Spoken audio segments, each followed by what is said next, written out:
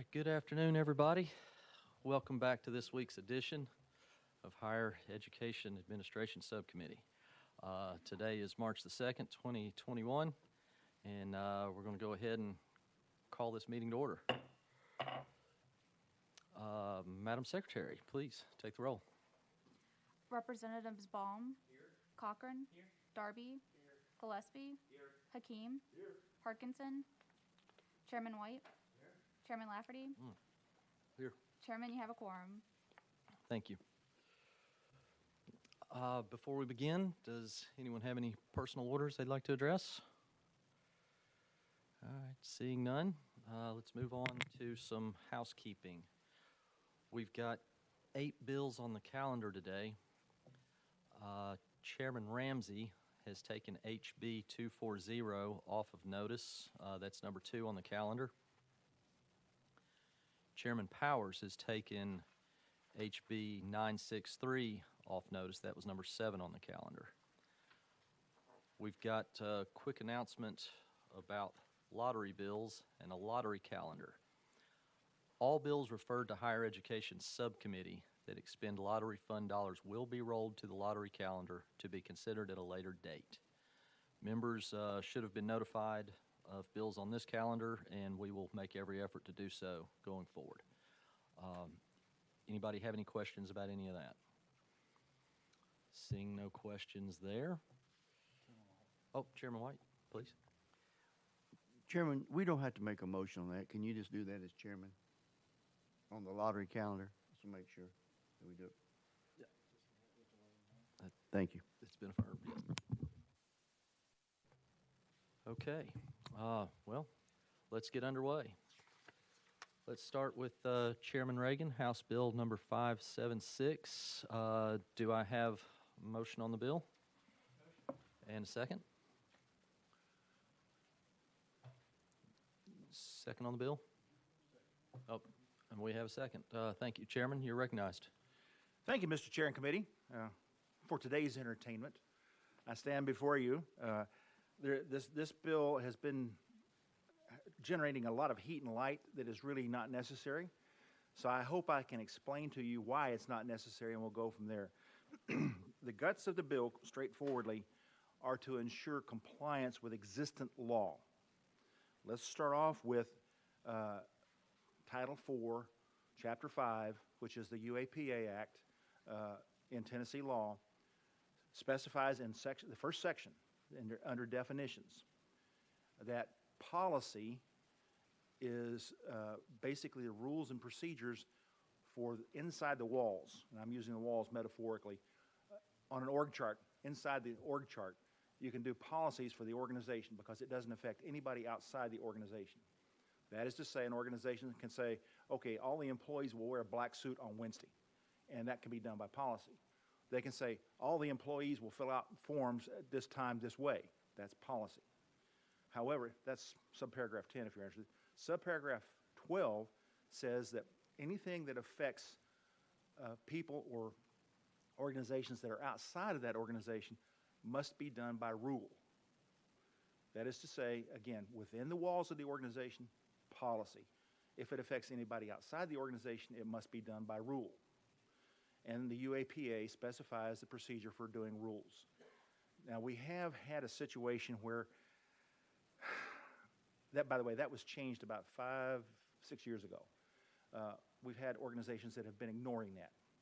So what this bill does is put it in black and white. You are no longer allowed to ignore that. You must comply with policy versus rules. Now, this was aimed specifically at our own Department of Education Office of Civil Rights, because they were promulgating policies that affected every school district in the state, over which they have no jurisdiction. And after several discussions with them, and them saying, yeah, we're going to do it, here we are 2 years later, and they haven't done it, so hence this bill. Now, it turns out when you fire the shotgun, you're going to have a few pellets that go off target. Some of the pellets that go off target are hitting universities, because they have Office of Civil Rights too, which are usually called Office of Inclusion or Diversity and Inclusion. And that's fine. They should be doing rules too if they affect people outside their organization. Up until this point, they have not. Now, we've had a lot of rules that have come through recently where all the universities have gone back and put forward rules on student conduct because, quite frankly, the Federal Code of Regulations has changed and said you must do that. So they've all come forward with that. Consequently, any changes that the universities have to make as a result of this are basically just taking policies and making them rules. If the rules are not violating anything else, all they've got to do is go through the rulemaking process and say, this policy is now a rule, and it's done. Despite that, some of the wording in here that was put in here because of some issues I'll go over in a minute has got them a little bit dither and a flux guessing and so forth. So let me clarify that for you right now. Let's begin with what I said, the State Department of Education, the Office of Civil Rights. They are charged with investigating Title IX complaints against local education authorities using their own self-published investigation manual, which is online. And that's fine, they have the authority to create that, except in that manual, they go beyond investigation and say, if you don't do what we want you to do, we, the Department of Education, Office of Civil Rights, will withhold money from you. So now we're affecting somebody outside the Department of Education. That's why it has to be a rule. The intent here is for us, the General Assembly, through the rulemaking process, they must bring the rules back in front of government operations for us to say, yea, verily, that's good, or no, it's not. So if the Department of Education puts this in rules and it comes before us, and we collectively say, no, you can't do that, then they've got to go back to the drawing board and come up with something that we approve. That's straightforward. The idea that they can take money on the Office of Civil Rights word, that is to say, in their guidance, they don't have to go through the commissioner or they don't have to come to anybody else. That's in their manual, okay? So this is just saying, if you're going to do that, you better bring a rule. And again, that's what this is about. Now, they have been, up until this point, operating on policies, and let me explain why this got to be an issue. Back 2 administrations, federal administrations ago, there was something put out called the Dear Colleague letters. And the Dear Colleague letters were put out as federal policies. And those policies threatened to withhold money from every university in the nation if they didn't comply with what those policies were. Well, every university in the nation, including right here in Tennessee, leaped through about 9 hoops in a row to keep from losing money. And in the process, over 500 lawsuits were generated. Now, as a result of those lawsuits, we now have those rules I talked about on student conduct because the universities said due process was being roundly and soundly ignored, hence all the lawsuits. And by the way, I'll point out no university won one, including 2 here in Tennessee. So the due process requirement said put out rules. And oh, by the way, the last federal administration, before the current one, changed policy and said, this is not right. It's a violation of federal law. So what they did was they went through the process of creating federal regulations. I believe it's 35 CFR 106. But the point is this, it's now a federal regulation. So our universities are protected. That is to say, if they follow the federal regulations, the lawsuits don't happen. And oh, by the way, the federal regulation says you, universities, will create rules. Hence, what I just said, they've all come before us, except our own Department of Education. And so this is, again, putting it in black letter law, thou shalt comply with what it says. Now, the issue with the universities right now is they're running around wringing their hands because I specifically said in this bill that you can't react to federal policy. You can only react to federal statutes and federal regulations. And they're worried, again, as someone pointed out to me, I'm a little bit of a nerd in this area. I actually read the law. But if they had read that law, that wouldn't be a problem anyway. They're going to have to go back to their diversity and inclusion offices and basically say, our policies now must be rules. I'm not saying you have to change policy. You can keep your policies. You just got to put it in the form of a rule.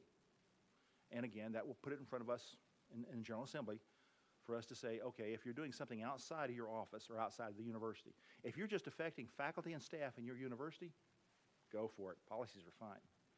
But if you do something that affects somebody other than faculty and staff, as in students, it's got to be a rule.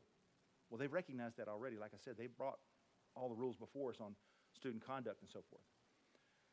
They're worried, though, because I said you can't react to policy. They're saying, oh, my God, we're going to lose federal funding. And the direct answer to that, straightforwardly, is you just take your policy and make it a rule. And you don't lose federal funding. The federal government doesn't care if you do it by rule or policy. It's not their business. They just say, do it. And if you do it, fine. Doesn't matter how.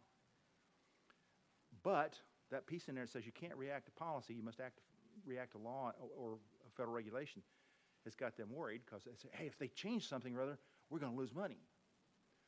Well, yes, but we have this wonderful mechanism in Title 4, Chapter 5, called emergency rules. And it specifically says in there, if you're going to lose federal funding, you can promulgate an emergency rule. So they can change their rules just like that, so they won't lose money. So the concern that they're expressing is as much the fact that they're ignorant of that particular process, and I'm not saying that in a bad way. I mean, those of us that work up here in the legislature or work in law offices, you know, yeah, that's our stuff. We get into that. And so I'm not criticizing for not knowing that. However, I have a telephone, and I do answer it, and so they could ask me. Some of them have, and I've told them don't have to worry. Some of them are still worried. I don't know why, but anyway, I'm willing to meet with them and show them chapter and verse what it says, and they can then go from there. By the way, this bill does one other thing that the Department of Education was not doing, and that is it makes them, in their statement they said, we advise school districts on how to stay in compliance with the law. At that time it was the federal policy issues. And I said, yes, but do you advise them they've got to stay in compliance with state law? And I got the old round-shouldered salute. You know what that is? And I said, why not? So this bill specifically says, and this is aimed, again, at what went on in a couple of our school districts, and I won't call them unless somebody wants me to.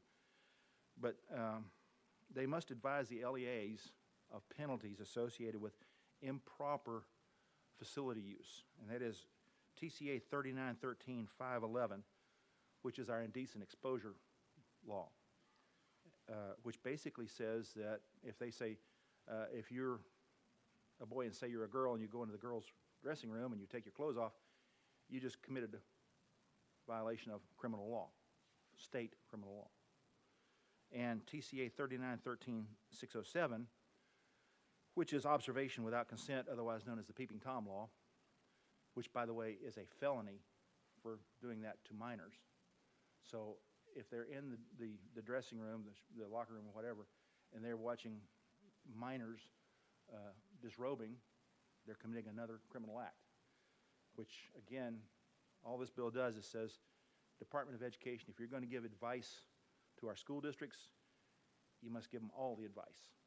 That is to say, if they want to let transgenders do this, that, or the other, you must be aware that state law has got to be observed.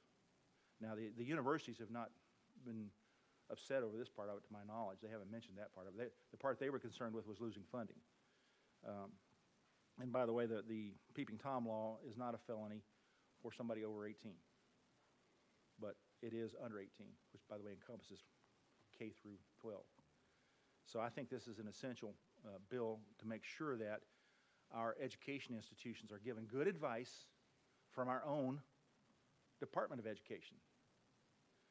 The fact that the universities are all dither about it is, oh, by the way, your policies are fine, you just can't make policies if it's affecting somebody outside your organization. It's got to be a rule.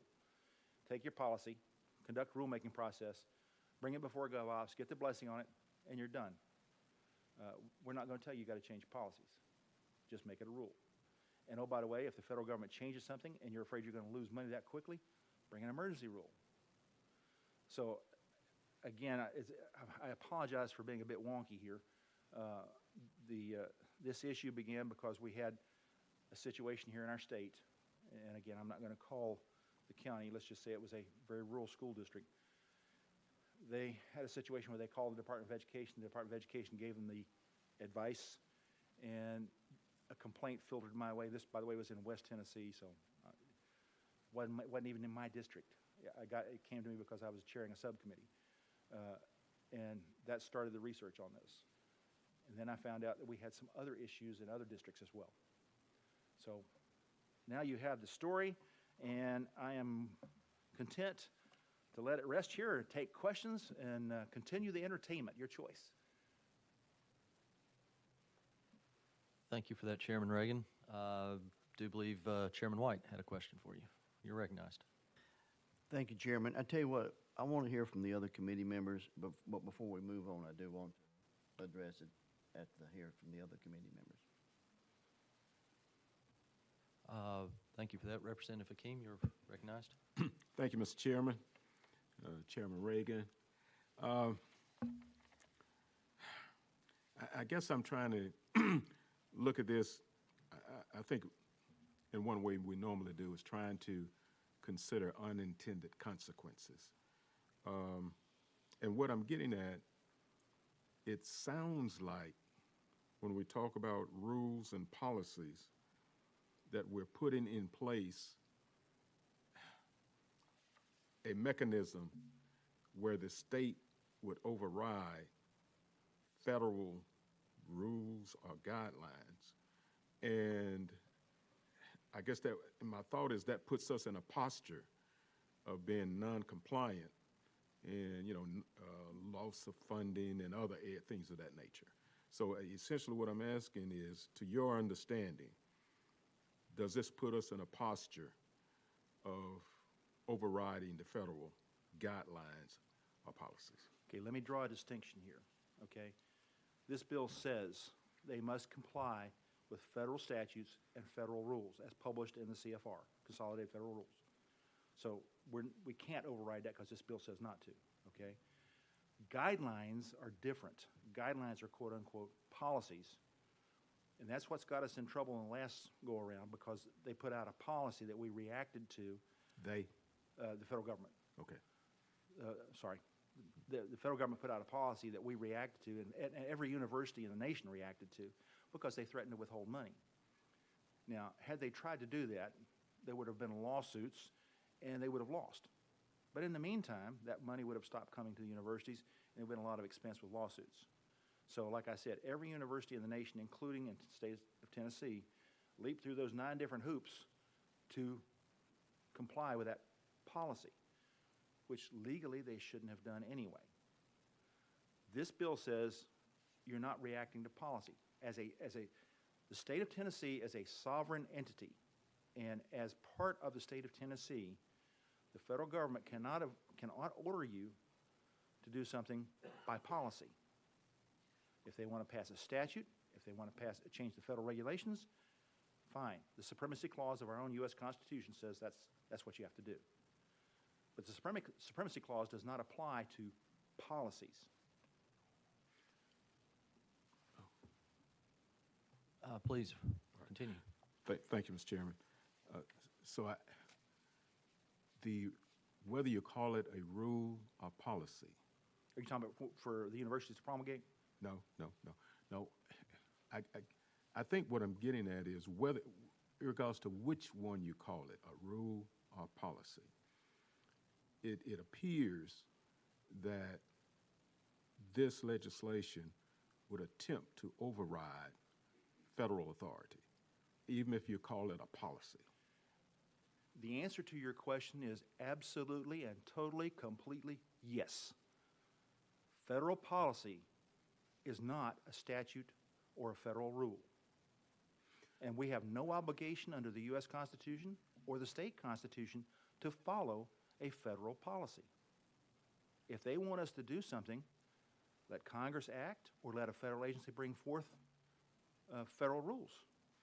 I mean, we do that anyway. FAA, the Federal Aviation Administration, FCC, Federal Communications Administration, they put stuff in rules. That's federal rules, and we follow those. Okay.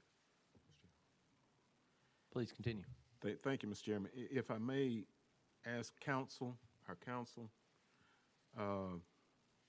the same question. If we I guess I'm going to use the term, attempt to override federal policy. What posture does that put us in regards to legality, being put in suit, something of that nature? Representative Hakeem, was that question for legal? Attorney. Okay, we're going to gavel Oh, out I'm for sorry. just, no, it's okay. We're Okay. going to gavel out for just a moment, and hopefully everybody's memory will surpass the gavel. Do I need to restate it? Please. Okay, all right. Whether a federal rule or policy is being applied, do we as a local government, when I say local government, state, have the ability to disregard a federal policy? And are there ramifications that can be a result of that? John Williams, Office of Legal Services.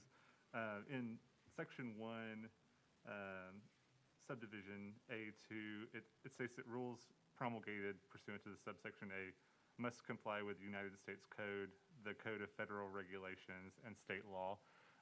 If there were some other policy or guidelines promulgated, offered by the the federal government, it would be up to them how they enforce that if it's not followed by the state. Okay, it would be up to the, You're recognized. it would be up to the federal government to decide how they respond to that. Is that what I heard? If the United States Department of Education is putting forth policy guidelines that are connected to a federal program, they would have. I can't say how they would enforce those. Right, okay, all right. And I guess one last question at this time, Mr. Chairman. I'm sorry, is this for legal or for the chairman? Sir? Is this for legal or is this for I'm Chairman sorry. Reagan? I was going to address it to Chairman Reagan. Okay, let's gavel back into session here. Okay. All right. All right, you're recognized. All right, thank you. Has there been an opportunity for, I guess, our general counsel, yourself, and general counsels of the institutions, higher education, to have a robust discussion on this? Trying to, I guess what I'm getting at is, again, are we putting ourselves in a posture that could harm our institutions without, studying this more, looking at unintended consequences? Oh, I'm sorry. The straightforward answer Okay. to your question is, one cannot predict what particular federal policies, quote unquote, would exist. Okay, however, as a fully enfranchised voting citizen of the Republic of the United States of America, I follow laws and federal rules. Policies are something that apply to institutions, like I said, within the walls. The idea that they can have, a policy for the Internal Revenue Service that says this form must be filled out this way, that's for them, and they can then pass a rule that says I have to fill it out that way.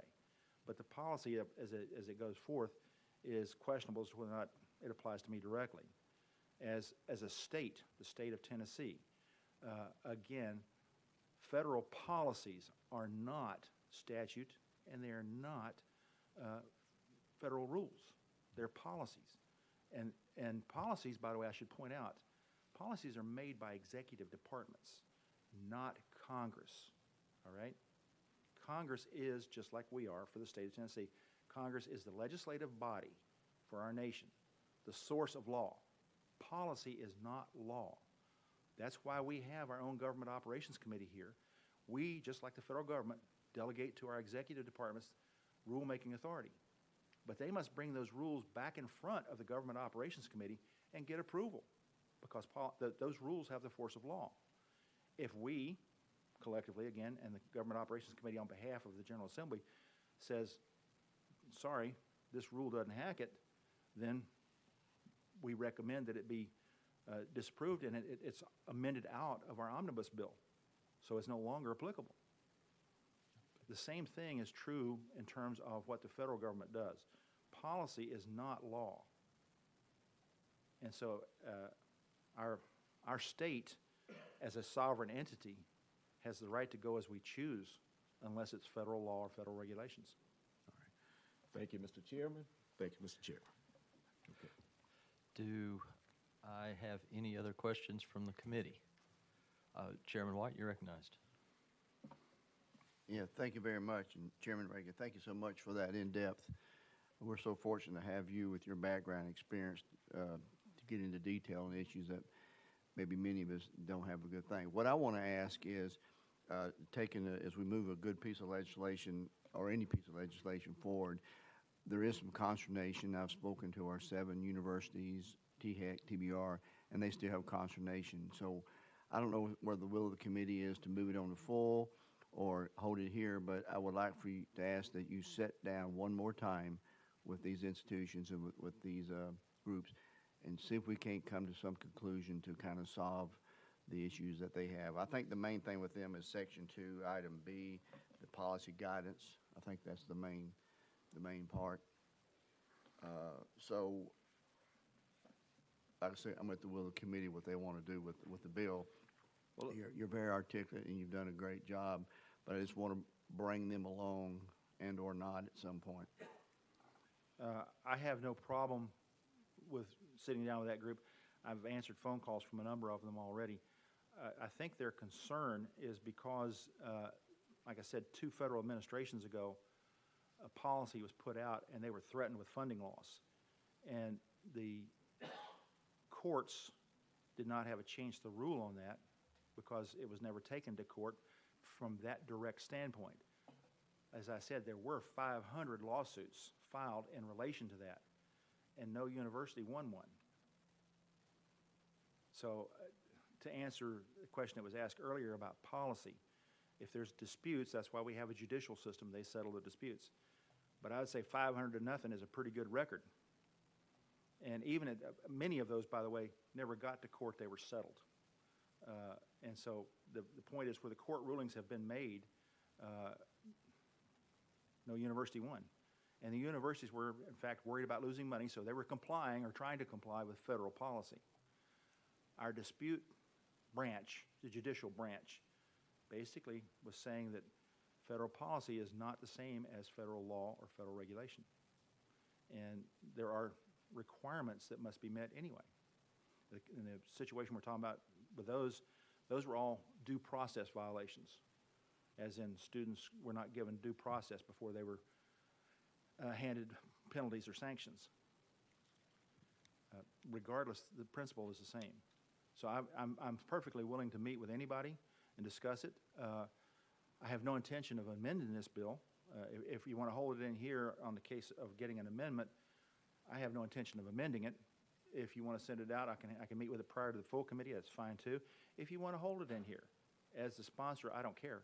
I would ask that if you're going to hold it in here, that you don't ask me to roll it because of the new rules that we have. We only get 2 rolls, and should some other conflict develop, I want to have those 2 in my pocket. So if the committee wants to roll it, I'm fine. If not, I would ask that we conduct those meetings between this one and the full committee. You're recognized, Chairman White. That is fine. I bow to the will. I'll hear from the rest of the committee which way they want to do that. All I'm asking is I want us to have our 7 major institutions and higher ed on board with you, compliance. I have no problem with that. So we'll find a time between now and if it moves on the full committee to do that.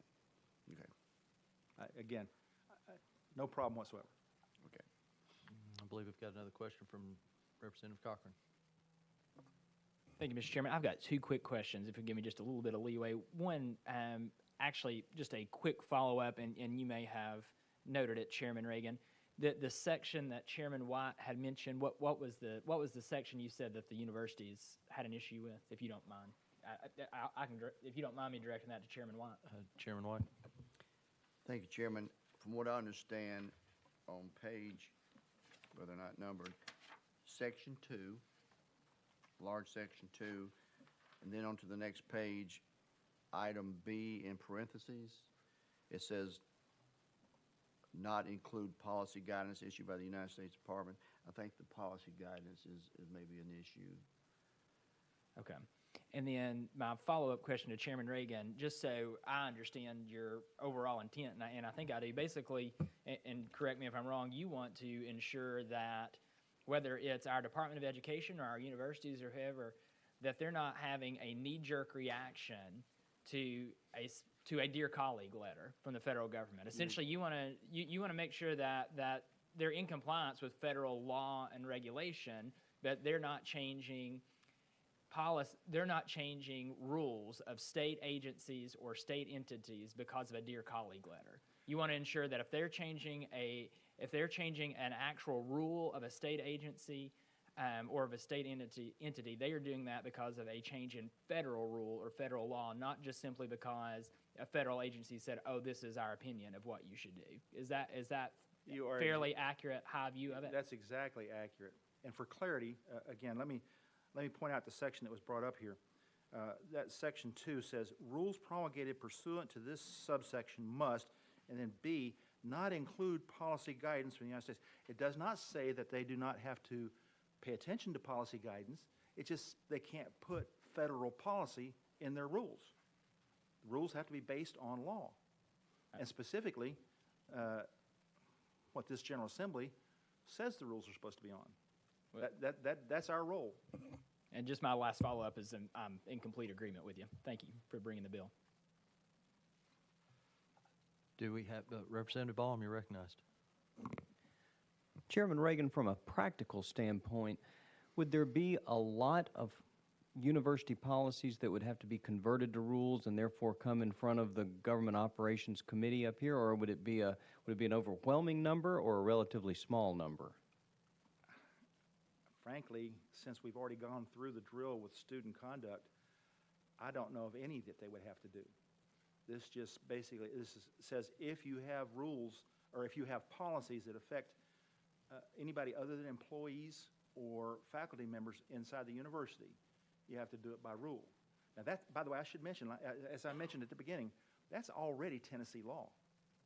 It's just been ignored. This bill puts out clarity and says, you got to follow the law. And in a nutshell, the purpose is to say the universities, and I get directly to your question, I don't envision that they've got to change a lot of anything, to be honest with you. I didn't go shopping through the university rules to see, or their policies to see.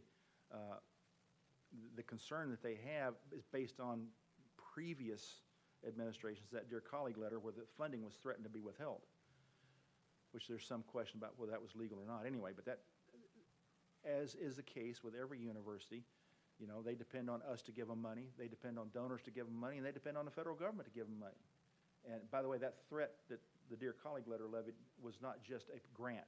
That included Pell Grants, it included student loans. I mean, it was a huge chunk of what a university needs to keep operating.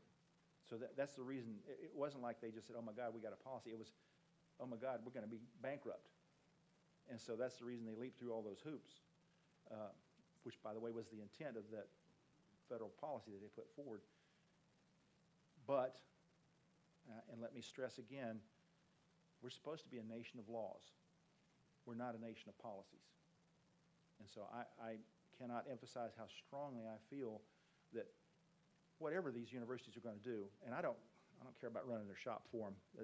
That's more than I want on my plate. Except whatever they do, I want them to do in accordance with the laws that we've got on the books. The stuff that you and I and all of us up here have been involved in passing.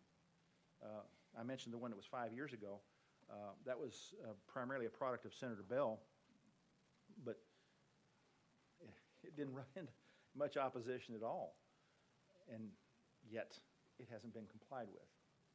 So this bill is basically saying, you will. Thank you. And Chairman Lafferty, I think I'm comfortable with the bill. Thank you for that. Do we have any more questions? I'm not seeing any. I would add, just from my observations, my time on government operations, this is getting into the weeds. I don't think anybody's got any doubt about that. We could not have someone more knowledgeable bringing this in front of us today. I've had a chance to observe you for the last couple of years in GovOps, and it's impressive your command of the material and the content. Thank you for that. Thank you, sir. Having said all that, that's the butter. Having said all that, would you mind if we did a committee roll with this bill and give some people some time to settle their minds? As long as it doesn't cost me one of my pocket rolls, I'm fine. It's my understanding that it will not. Any comments from the committee? If the committee's okay with that, we're going to go ahead and we're going to do that. We're going to go ahead and roll this on down the calendar, and I'm sure. Whatever you want is fine with me. All right, we'll roll it for a week and give everybody time to get a little bit more comfortable. Okay. And as Chairman White said, if I may close, I'm happy to meet with anybody. Phone call, face-to-face, doesn't matter. Anytime they want. If it fits with our schedules, I'm good to go. And Chairman White? Well, I was going to say, and it's up to those who maybe have heartburn with your bill to get with you, because if it comes to the full committee and they haven't, then so be it. So be it. All right. Well, thank you for the presentation. Thank you. I hope today's entertainment was sufficiently enjoyable. Thank you, Mr. Chairman. Thank you. Okay. And House Bill, I'm sorry, I've lost my number here. House Bill 576 has been rolled for 1 week. All right. Next up,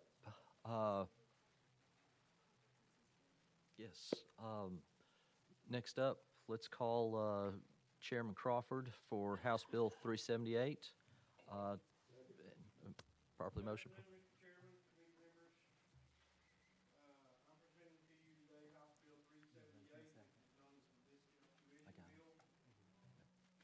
Basically, right now, in the state of Tennessee, we have several different discounts that can be applied for state employees, teachers, and other members of the state. And my bill does nothing to affect the current discounts that are in place. They are grandfathered in. What my bill would do is put some more financial responsibility to myself and to each one of you if you bring a discount bill. I've met with the universities. Everybody's happy with this. I've had nobody push back on it. But basically what the bill would do is, if you bring a bill to the legislature to be passed that puts a discount in place, let's say we're going to give everybody with yellow dogs a 5% discount, then you, as a legislator, and you as carrying the bill, would be responsible to look in the budget or go to the governor and get a financial note from him that says that it would be funded. This takes the pressure off the Finance, Ways and Means Committees, F&A, and other people involved.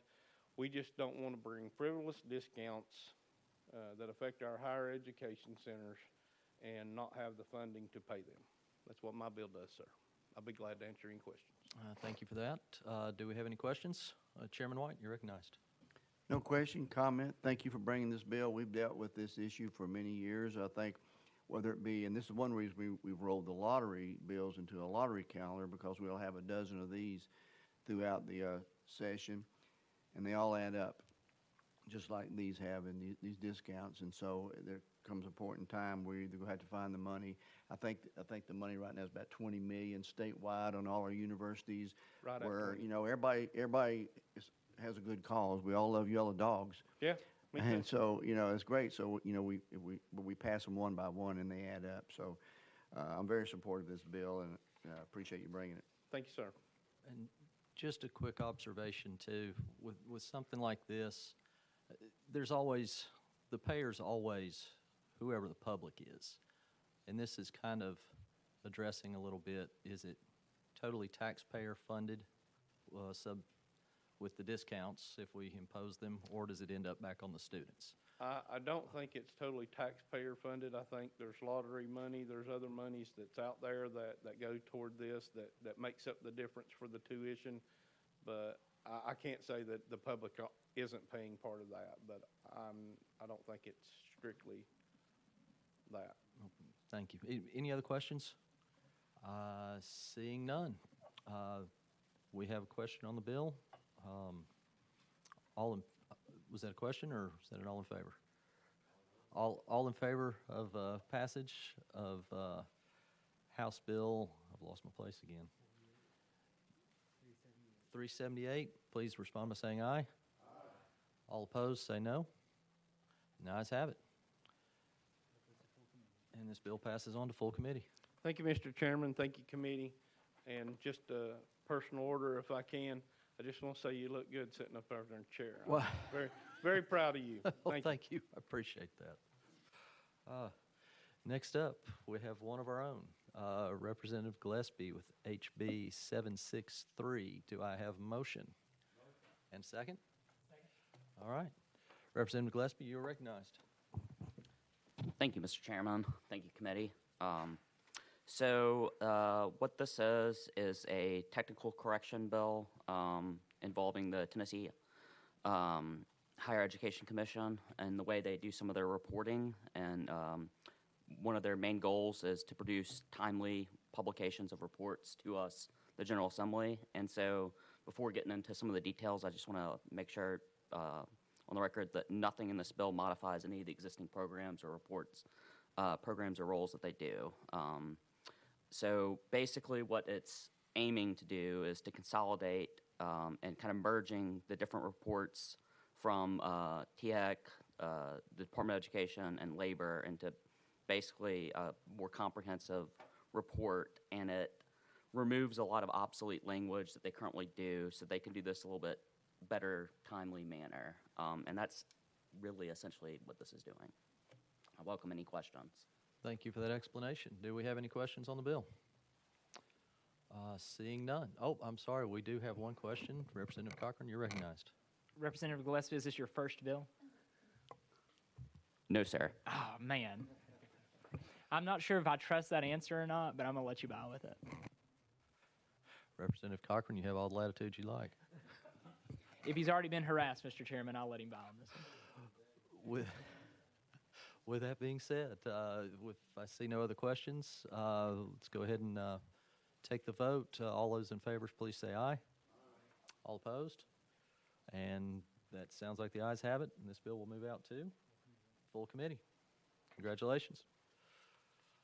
I do have just a little bit more in the housekeeping section of things to do before we conclude. Or should I go ahead and ask Chairman White? If I may ask a quick question, and I may jump the gun. Do we have a date for the lottery calendar? Have we thought about that yet? We are still in the early Okay. early stages of that. Thank you. Sure. Any personal orders? Anybody want to get anything else out of the way? Any other thoughts? All right, we've got to go through a little house cleaning here. We're going to call each lottery bill, each bill that's intended to go to the lottery calendar, I might say, and roll them one by one, so if you'll bear with us. House Bill 139 by Lamberth has been rolled to the lottery calendar. House Bill 542 by Travis, by Powers, is rolled to the lottery calendar. And House Bill 1340 by Ogles will be rolled to the lottery calendar. And with that, if no one else has anything to add, I believe we will go ahead and adjourn. Motion to adjourn?